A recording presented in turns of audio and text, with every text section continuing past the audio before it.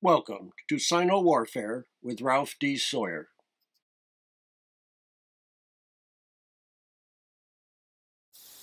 The spring and autumn was an era of cold weapons, daggers, battle axes, and spears, supplemented by bows and arrows at a distance. Combat was a horrendous experience, slaying the enemy tedious and arduous, but always singular and individual. Even devastating arrow fusillades killed one by one, though in concerted fashion, prompting tacticians and strategists to search for more effective methods. They discovered two modes that derive their power primarily by exploiting the lethal potential inherent in the environment: incendiary assaults, which are separately discussed, and aquatic warfare, which is the subject of today's talk. A second, no doubt equally strong impetus came from the impregnability of China's many fortified cities and towns. As discussed in our examination of fortifications, city walls were not just massive, but also topped with a terraced area that allowed deploying large numbers of forces and an array of defensive devices. Overcoming them would always require ascending the walls under a hail of arrows, stones, and even flaming oil. Saying that the defenders probably enjoyed a 10-to-1 advantage probably isn't an understatement. Now, as noted in our Art of War talks, Swinza therefore considered urban assaults the lowest form of strategy. However, as cities grew in political and economic importance in the warring states period, they were increasingly targeted, again, as we discussed in our Swin Bean talks. Now, long before recorded memory, seasonal floods plagued the towns that evolved along China's mighty rivers and vibrant streams. They destroyed the infrastructure, spawning disease and decimating the local population. It's said that the people were forced to scramble onto rooftops, live in trees, and seek refuge in mountain caves, until the legendary sage ruler known as Yu undertook the Herculean effort of excavating ditches and building embankments, and thus tamed the waters, perhaps around 2000 BC. His work initiated an illustrious tradition of hydraulic engineering that would encompass drainage systems, irrigation, water supplies, sewage, moats, and, of course, canals. This unremitting struggle prompted thinkers to contemplate water's manifold aspects. Naturally, the military writings emphasized the destructive potential. Swinza, for example, employed its incredible force as an analogy for his pivotal concept of Shur, the strategic configuration of power. He said, the strategic configuration of power is visible in the onrush of pent-up water tumbling stones along. And he added that using water to assist an attack is powerful. Taoism's founding text, the Tao Te Ching, laconically asserted, under heaven, nothing is more pliant and weak than water, but for attacking the firm and strong, nothing surpasses it. Nothing can be exchanged for it.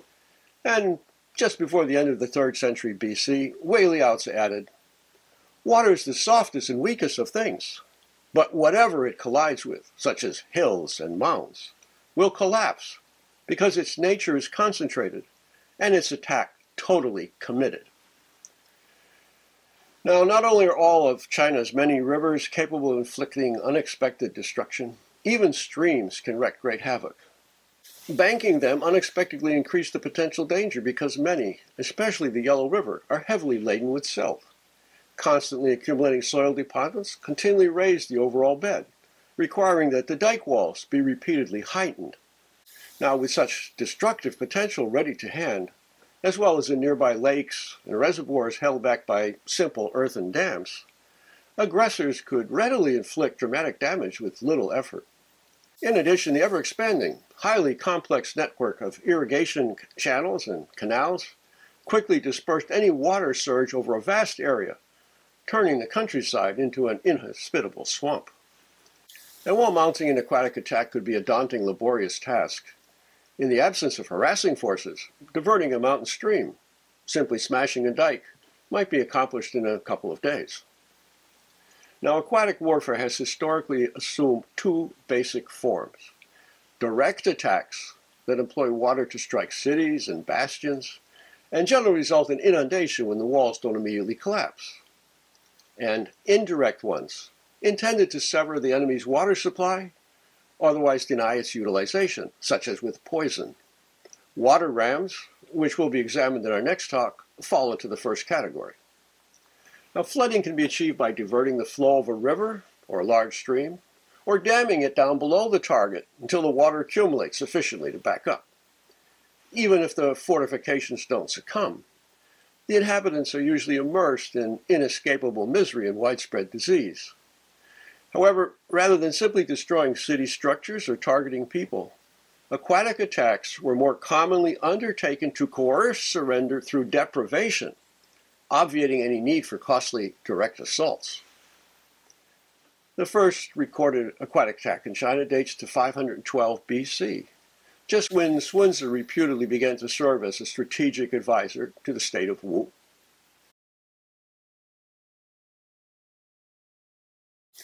Wu attacked the minor state of Shu and then subjugated it by, quote, diverting a mountain stream onto it. Thereafter, flooding was employed across the centuries, sometimes with astonishing impact and enormous historical consequences, as the examples in the next episode will show. However, to exploit this inescapably lethal potential, principles had to be fathomed, methods and techniques developed. The earliest exploited the insurmountable difficulty rain posed for ancient armies. By soaking men, materials, and the landscape, rain flooded positions, reduced the best roads and broadest fields to impassable quagmires, and scoured earthen bulwarks and fortifications. River surges then swept away bridges, eroded strong points, and engulfed armies camped alongside the river or engaged in crossing. Troops enmired on wet terrain suffered from illness, misery, material losses, and casualties that depressed their spirits and rendered them defenseless. As early as the Warring States period, the great general and strategist Wu Qi advised, if they encamped on low wetlands, where there's no way for the water to drain off, and heavy rain falls several times, they can be flooded and drowned. In accord with Sun's emphasis upon manipulating foes, enemy armies should be lured or compelled to move into areas susceptible to inundation from sudden showers or deliberate flooding. Early in the Song dynasty, Shudong reformulated Sun's deadly configurations of terrain to create a comprehensive strategic approach. Most writers thereafter believed that since constricted terrain rendered opponents vulnerable to withering attack, outnumbered armies could not just thwart, but they could actually defeat greatly superior forces, extricate themselves from otherwise hopeless situations by using aquatic attacks. Meanwhile, as fortified cities were growing in economic and strategic importance, they naturally became primary targets. The military chapters in the Mozi, a Warring States text, indicate that aquatic assaults had already entered the repertoire of aggressive tactics. In fact, the Warring States era effectively ended when Qin exterminated Wei's remnants in 225 BC by blocking a canal from the Yellow River. This caused the water to back up and inundate Wei's capital, Daliang, which is modern Kaifeng. Warring States period theorists were well aware that pivotal cities such as Taiyuan, Xiangyang, Zhongli, and Daliang were all vulnerable to destructive aquatic assaults. Sun Bin advised, attacking state capitals and towns with water will prove effective. Even fortifications that managed to withstand the water's initial impact, they normally leaked under unrelieved static pressure, bringing about the widespread deprivation that we previously mentioned. 70% or more of the populace often perished. Now, the repertoire of techniques expanded over the centuries. Additional operative principles were formulated. As usual, Sun articulated the fundamental principle. Quote, water's configuration avoids heights and races downward. Water configures its flow in accord with the terrain. It has no constant shape. However, the first substantial theoretical discussions don't appear until the Tang Dynasty, when the term aquatic attack, shuigong, was initially employed. And the three-chamber water level, shown here, similar to a theodolite, came into widespread use for civil engineering purposes.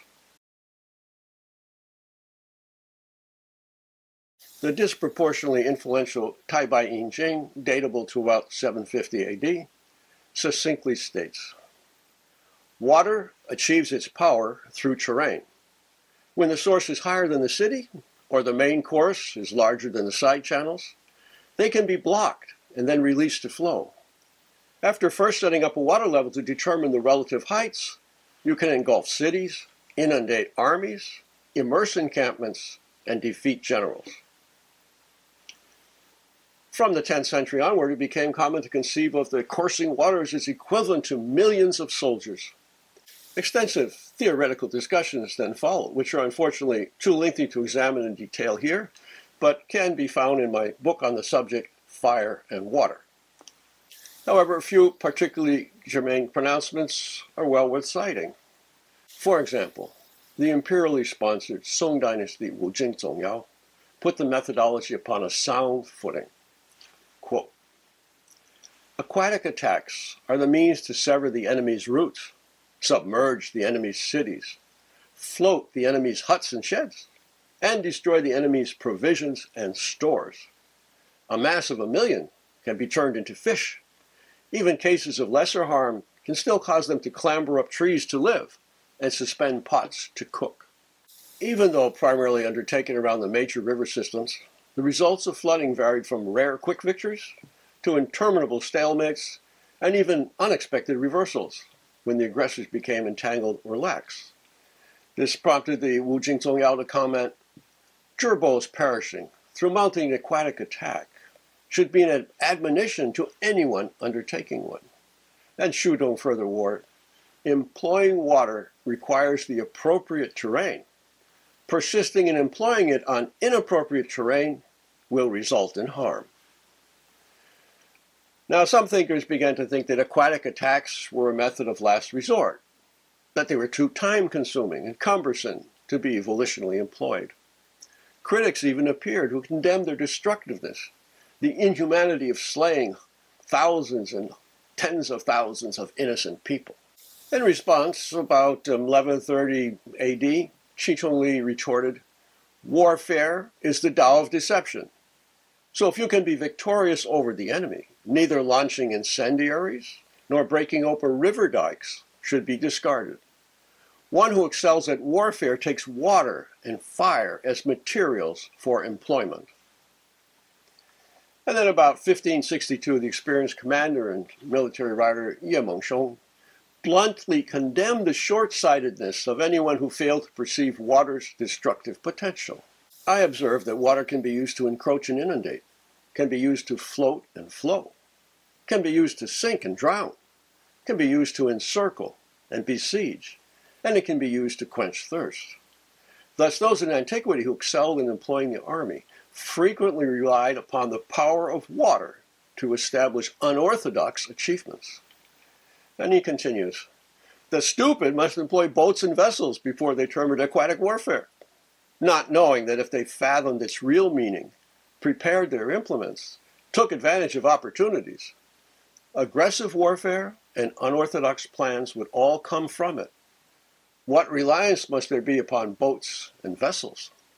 Now you might recall that Sun Bin said, "Aquatic deployments are the means to inundate the solid." And the encyclopedic Wu Beizhi later capped the tradition by saying, "Breaking open river embankments to flood cities and blocking the current's flow to soak fortifications are water's great employments."